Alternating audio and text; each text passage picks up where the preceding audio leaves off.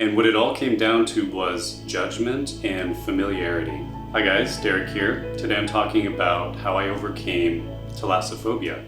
I grew up in the mountains. I'm a mountain guy from Colorado. And I remember my first experience was with the ocean was basically through children's books. And I was a boy, so I liked reading children's books about how some hero defeated some monster. And I remember there was one with a big underwater sea creature. And that kind of set this whole idea that underwater there's these big like sea dragons or like sea creatures. I remember watching Goonies, where there was a big octopus, giant killer octopus, and all this stuff that we see in the movies, Jaws. So my first experience was with the children's book, and then I went to this reservoir as a baby. I think I was like 3 or 4, and I stepped on like just some seaweed, and my mind thought it was like, I just imagined like the sea dragon that I saw in the coloring book or in the children's book. I was stepping on the sea dragon. And then that freaked me out. And then since then, I remember I was afraid of swimming in pools. Like, for those of you who are not familiar with thalassophobia, it basically says that anything that you cannot see, if you're in a body of water, and for me personally, if it was past my chest, if it was higher than my chest, you could get freaked out. And if you can't see it, your imagination would go crazy about what's there. And it's not about the water itself, it's about what's in the water, because it's unfamiliar. I remember I was swimming in this pool, and I would imagine like an octopus underneath me that's just like going to grab me, even though I just saw that there's nothing there. And then when I'm swimming, even though I can see the whole pool, I'm swimming, I'm not seeing it for a second, my imagination's going wild, right? So I lived with thalassophobia, and I thought like, man, the whole ocean exploration and activities in the ocean, I'm just missing out on that. And I was determined, and a lot of people with thalassophobia, I think they just say, this is me, I'm a guy with this phobia, that they identify with it, and they just think that this is them and they can't get over it, or they don't try to. And I used to do that too. Until I just decided I'm going to get over it. I just made it, I think it was a New Year's resolution in 2022. And so what I did is I found that there was 2 reasons why I wasn't getting over it. So I had moved to Phuket, Thailand, which is an island, and I was going into the ocean more and more. And I found that one reason I was afraid is because I was very unfamiliar with it. What happened was we took a boat to this island one time, and the seawater went down so that there was not just the beach, there was everything that was underneath the beach, like all the coral and everything. The water was lower than that. And I don't know if you've ever experienced that, but a lot of times you'll hear like all these sounds, like all this like popping and crackling and stuff. I wonder if people with thalassophobia are like cringing right now. But right now I look back and it's just cool. It's just like interesting. So we had to get to this island, we had to stop our boat like right at the coral, and we had to get out and walk on the coral.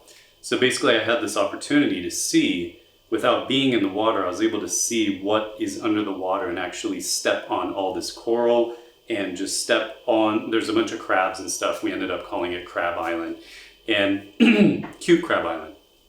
So we walked on the coral for about 10 minutes to get to the island. And I remember that was the first time that I felt like not as scared of what's underneath the water, because I was more familiar. And then I was determined, and I got a free diving instructor. He told me that he used to be afraid of the water because he would be swimming and he would see it's all clear, and then he would swim, and then there's like this dark spot, and he would imagine that there's like some monster down there. But when he bought goggles and he was able to look and maybe go down a little bit and see that it's just like, I don't know, it's nothing, it's just like a rock, or it's just a piece of grass, not grass, seaweed.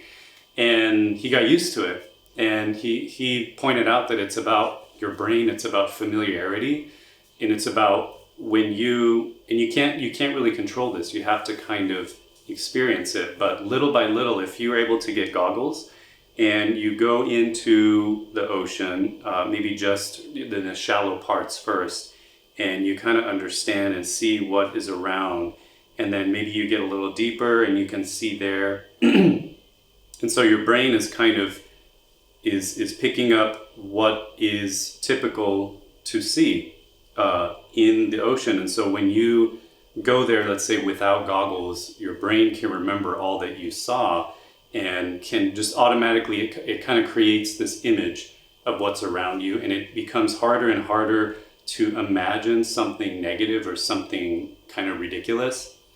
And that's the other thing that I notice is in our culture in the West, it's like we have all these movies where this like giant monster movies, like everything that's big is a monster. Like they even call some creatures like a monster fish or a monster, this is not a creature, but a monster hamburger. They call it a monster if it's big. And I wonder where that came from, but that had me kind of judging anything that was big as a monster, which is kind of weird, kind of unnatural. But I realized that the whole idea of judging fish or things underwater as if they're evil is it's kind of weird, you know? And I think it comes from movies, and I also think this is kind of a deep psychological thing, but I think it comes from this idea of, do you think that the world is out to get you or not? Do you think that you're safe? Do you think that life is for you or against you? So if you go in the ocean and you feel like life is against you, you might have this idea that there's something in there that's out to get you. And calling it, like thinking of it as evil, it's almost like we all have this human tendency to think of evil and of the devil. It's like the devil is trying to get us in some way.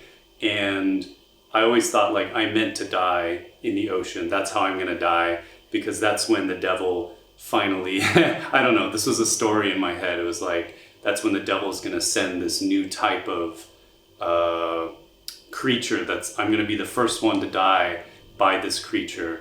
It's like people can tell you statistics like, no, in this water it's safe, nobody's died here. That doesn't help in the moment, you know, because you're thinking, what if I'm the first, you know? And so you panic and everything. But don't judge the fish. Even if they're ugly, even if they're like a barracuda, they got these weird teeth and stuff. It's like they're programmed to eat whatever is in their food chain, whatever is their food, and they're not evil, you know, just how they look. Like hammerheads look like freaking aliens with these really nasty nasty mouths, you know, nasty teeth. But I've learned to not judge them. I've learned to not judge sharks and stuff. Now that being said, I found that because I've lived abroad, I found that there's a different perspective from the American view on sharks and the, for example, South African view on sharks. South Africans tell me all these stories about how sharks attack humans. And in America, we're like, no, sharks only attack if they're confused and they see your surfboard, they think it's a whale, or no, they think it's a walrus or something like this. So I believe from the perspectives that I've seen that yes, a lot of the creatures in the sea and on the land can be dangerous to us. It's actually funny that on the land and the sea, the best thing to do is to not be afraid of them. Like we have this power as people, as humans, to, when we face something and just believe that we're not scared by it, we just face it directly, it usually turns away from us. Even a shark, if you look directly at it, it'll probably like kind of turn away from you. That's what I heard anyway. I've never had the experience. But basically, I have now a fear that is a healthy fear that is no more than anybody else's. But I don't have thalassophobia. I don't have a phobia, which is an irrational fear. So the last time I was on a boat trip now that I got over the fear, I had dove, in my freediving class, I had dove like 25 meters down. And so that gave me a boost in confidence and everything. And the last boat trip I had, we stopped the boat on this platform, and everybody had to get out and walk. And I got out and walked, but I didn't take my shoes, and it was super hot, and my feet were literally burning.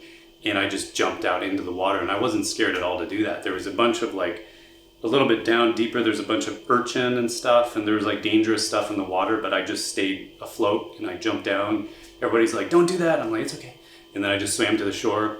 And then me and my friend, when we were going back to the boat, we challenged each other like, hey, why don't we just swim directly to the boat? Like, forget that long bridge. Let's just swim and avoid whatever's in the way. And like on the way there, so we decided to do that. We swam. There was this like anchor thing, like these chains that we had to like swim under and stuff. And it just became really fun, you know? And I think any kind of fear that limits the fun that you can experience, you're missing out on a whole world of fun. I'll give you another example. My friend and I, we went to this private beach. I went with a friend, and then there was 2 other people. There's this woman I didn't know. She was a little bit funny the way she acted. And we were there, lying there. She went out, she swam out. It was like this. Here's the beach, and then here's a rocky area. She swam out here. I swam with her, and she stayed there. And then I came back. And then I was like, wait, she's there for a long time in the water. So I swam out to her and I said, hey, are you okay? You can swim for a long time. You're fine. She's like, yeah, I have a way with the water. I was like, okay, all right. So I came back. And then after a while, we didn't see her. And we wondered what happened. And I did something that I never thought I would do in my life, that I would be able to do, which was, you know, again, here was the beach, here was the shore, here's this rocky area, and in this rocky area, it just kept going up, like beyond our sight. It just kept going up, and there's like these cliffs and stuff. And I thought that she walked up there and got lost. And so what I did was I swam from the beach. I swam about 10 minutes, and then it was hard for me to get up on the rocks. So I had my goggles on the whole time, by the way. I love swimming with my goggles. I can see where I'm going and everything. And I just kept swimming all around the coast, and it was like this rocky coast. It wasn't really that wavy, so it wasn't dangerous. It was a little dangerous, which made it kind of fun. And I felt excited the whole time. I was like a search and rescue kind of guy, swimming along the shore, and I was like, hey, where are you? I was kind of worried about her. And I swam for like 15 minutes around trying to find her, looking up at the cliffs, which I couldn't climb. And then I just swam back another 20 minutes. And I was just realizing, like, man, I've gotten a lot better in a short time, like compared to my former self.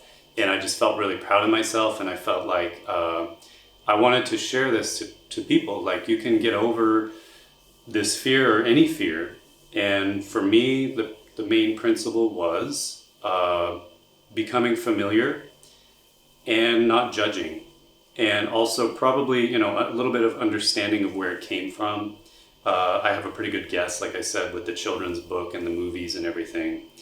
So yeah, I hope this was of value to somebody. And thank you for watching. Please like, please subscribe, please comment, and see you in the next video.